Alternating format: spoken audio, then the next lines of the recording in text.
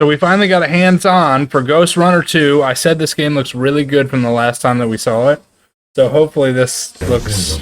Let me pause it for a second here. Let it catch up with us. But hopefully it looks pretty decent.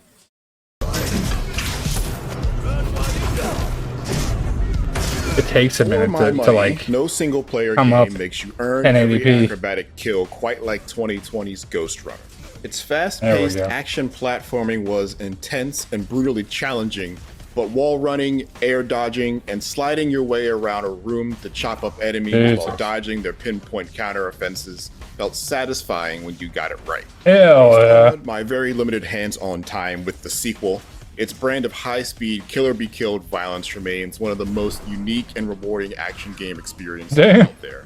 And Ghostrunner 2 wastes no time upping the ante with new tricks to get the edge on enemies and new ways to challenge your reflexes. Holy crap. The punk part of Cyberpunk is still firmly front and center in Ghostrunner 2. After killing the Keymaster, Jack and his team left to try to bring some semblance of order back to Dharma. Oh, that must be in the first being consumed by I didn't play it. Of several gangs. I have it on my wish list now, though. The city itself looks brighter and bolder, expanding on that patchwork mix of dingy residential blocks and blocky industrial accents, drowned in billboards and neon. The techno-apocalypse vibes are spot on. Yeah, it looks really cool. Sliding into combat immediately reveals some returning abilities, like the sensory boost that allows Jack to slow down time and strafe through the air to avoid fire. But now he can dash through the air more than once, meaning he can close further gaps between him and his foes before they ever get a chance to fire a second shot.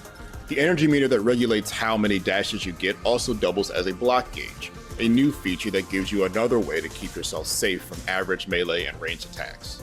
In scenarios where my enemies were coming at me from all sides and there wasn't much cover to be found, blocking and countering, which executes time the block just right, really empowered me to stand and scrap in a way that previous game did not.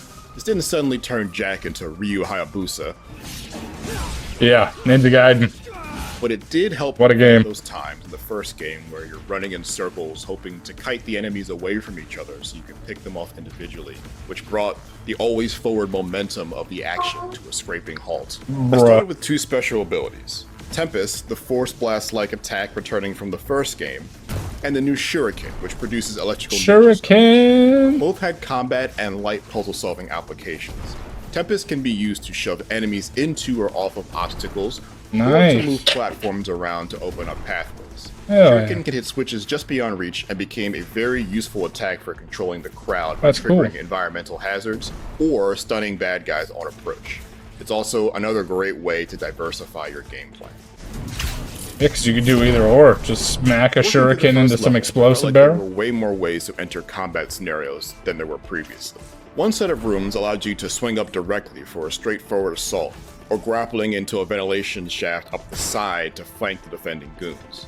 Either way, the section was full of breakable walls you could just dash through to give yourself some last-minute escape routes or attack angles in case whatever your decision you make goes sideways. The second mission of the demo was a completely new concept. Sitting me on a motorcycle to chase a target, boost jumping over gaps, and riding up walls to avoid obstacles at varying speed. They even got that awesome techno music playing. I liked the level more in theory, but in practice I found occasionally getting caught on architecture and barely missing jumps to be very frustrating. I think it has potential, but I don't think this first impression sold me on the cycle mission as an That looks good. All told, I like how he makes it look good, and then he sits there and he's like, I didn't like it so much, but it looked awesome. I had to play more of Ghostrunner 2 when it launches on October 26th. For more on Ghostrunner, check out our review of the first game as well as the release date trailer for Ghostrunner 2. And for everything else in the world of video games, stick with IGN. Stick with IGN, guys. I was told I was a content stealer from above. Stick with IGN. There's my shout out to IGN, who makes all your gaming news. There's my praise. It looks good.